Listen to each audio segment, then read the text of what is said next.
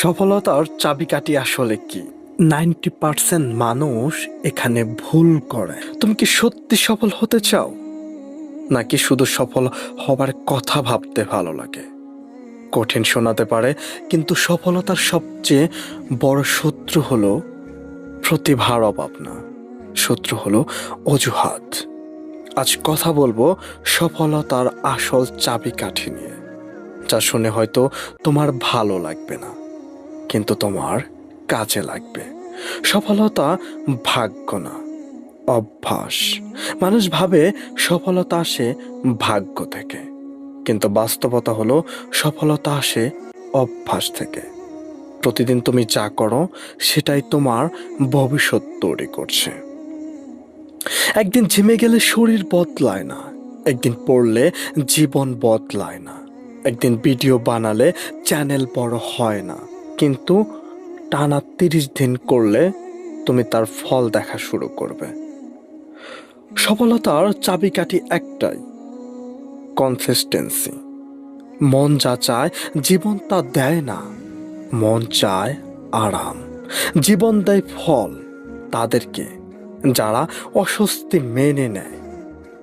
ভোরে উঠতে সবার কষ্ট হয়, কাজ শুরু করতে আলসেমি লাগে, নতুন কিছু শিখতে ভয় লাগে। যারা এই অস্বস্তির ভেতরেও কাজ চালিয়ে যায়, তারাই ধীরে ধীরে এগিয়ে যায়।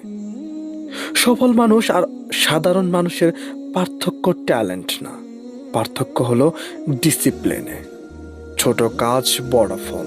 তুমি যদি প্রতিদিন 1 ঘন্টায় স্কিল বাড়াও, 1 বছরে তুমি 365 ঘন্টা এগিয়ে যাবে।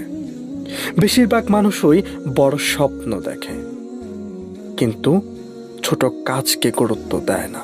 মনে রেখো, বড় পরিবর্তন ছোট্ট সিদ্ধান্ত থেকে শুরু হয়।